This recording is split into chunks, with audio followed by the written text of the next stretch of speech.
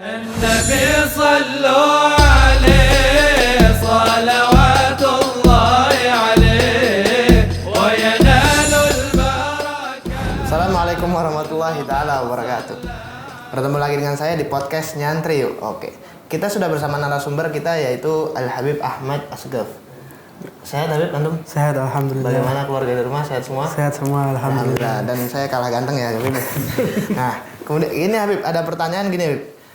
Apakah Nabi Muhammad SAW meninggalkan warisan kepada keluarganya atau kepada cucu-cucunya seperti itu? Warisan yang hakikat ya Habib, bukan warisan ilmu kan ada hadis yang ilmu ya. Itu bagaimana Habib tentang warisan Nabi? Jadi mengenai warisan Nabi Muhammad SAW itu sebagaimana kita melihat di dalam sejarah, dalam ahli-ahli sejarah sudah mereka menyebutkan bahwasannya Nabi Muhammad SAW tidak pernah meninggalkan warisan apapun kepada keluarga ya, kepada ahli waris ya. Wala 1 dinar, wala 1 dirham.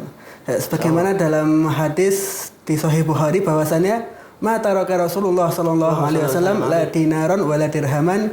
Rasulullah SAW tidak meninggalkan apapun walaupun 1 dinar walaupun 1 dirham illa baghalatahu wasilahahu wa ardon ja'alaha nafaqatun atau ja'alaha shadaqatun. Atau kama qala sallallahu alaihi wasallam. Terkecuali daripada senjatanya Rasulullah, daripada tanahnya Rasulullah, dan juga daripada baghlah. Jadi baghlah itu adalah binatang yang digunakan untuk kendaraan ya. Binatang itu kalau zaman dahulu itu dari peranakan antara kuda dengan keledai. Jadi kendaraan yang sangat sederhana pada saat itu. Kalau permisalannya sekarang ini seperti apa ya? Seperti motor bebek misalnya seperti itu. Jadi sangat sederhana sekali Nabi Muhammad. Campuran dan semua itu Nabi Muhammad sudah mensedekahkannya. Semuanya disedekahkan semuanya. Sehingga tidak tersisa apapun daripada warisan Nabi Muhammad SAW. Nah itu kan tadi ada ja'alahu sodaqah, tanah yang jalan sodaqah. Tapi setahu yang di sejarah Nabi SAW itu kita banyak membaca itu Ummul Mukminin tetap tinggal di rumahnya Nabi Muhammad SAW yang dulu pernah diberikan atau tinggal bersama Nabi Muhammad SAW. Itu gimana? Katanya kan tadi sodaqah, kok masih diberikan kepada istrinya? Apa itu termasuk warisan yang khusus atau gimana tadi? Oh iya. Jadi kenapa kok istri-istrinya Nabi kok mesti tetap tinggal di rumahnya? Padahal rumah itu kan harta ya kan. Nah, mengenai hal ini sebenarnya sudah ada jawabannya di dalam salah satu riwayat hadis dari Sayyidina Abu Hurairah radhiyallahu anhu bahwasannya Rasulullah SAW berkata kepada Sayyidina Abu Hurairah, la taktasimu warasati la dinaran wala dirhaman. Jangan kamu bagikan kepada para pewarisku 1 dinar dan 1 dirham pun jangan. Ma taraktu ba'da nafaqati nisa'i wa mu'nati amili fahuwa shadaqatun. Dan apa yang aku tinggalkan selepas daripada nafkah istri-istriku dan juga gaji daripada amil-amilku, maka itu semuanya adalah sedekah. Jadi di sini Nabi Muhammad SAW telah mengecualikan di dalam harta warisannya bahwasannya istri-istri Nabi yang sudah diberi nafkah itu tidak boleh diambil, tidak boleh dijadikan sedekah. Itu adalah nafkah yang khusus bagi istri-istri Nabi SAW. Kalau sekarang kita pikirkan aja dengan akal kita ya. Kalau seandainya Nabi Muhammad itu sudah meninggal, apakah Nabi akan menelantarkan istri-istrinya? Kan seseorang itu pasti memiliki kebutuhan pokoknya ya kan.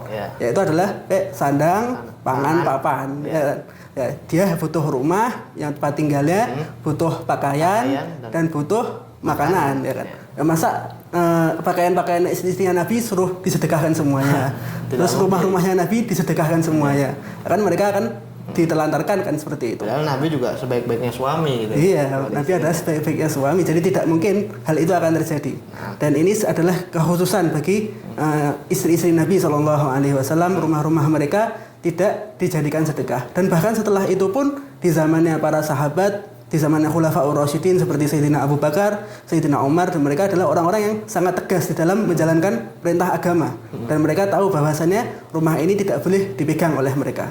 Jadi harus diserahkan kepada Ummahatul Mukminin, kepada istri-istri Nabi Muhammad SAW. Dan Nabi Muhammad SAW itu adalah orang yang sangat sederhana dalam kehidupannya.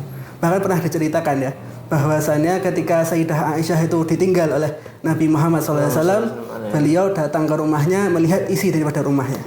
Tidak ditemukan satupun makanan yang bisa dimakan oleh seekor makhluk hidup sekalipun.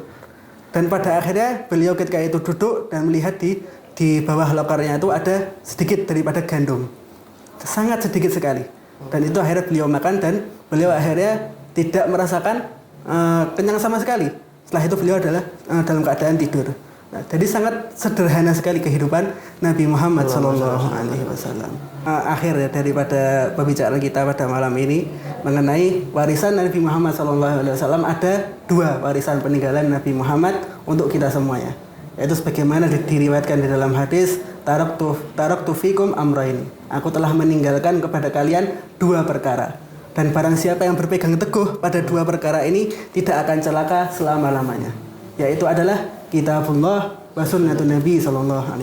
Adalah kitab Al-Quran yang diturunkan oleh Allah dan juga sunnah Nabi Muhammad SAW. Maka berpegang teguhlah kepada kitab Al-Quran ini, kepada sunnah Nabi SAW, maka engkau tidak akan celaka selamanya. Wallahu a'lam. Terima kasih Ustaz penjelasannya tentang sejarah Nabi ini dan sejarah tentang peninggalan Nabi ya. Mungkin ya seperti itu. Mungkin kurang lebihnya mohon maaf, kita bisa lanjutkan nanti di podcast berikutnya. Wassalamualaikum warahmatullahi wabarakatuh.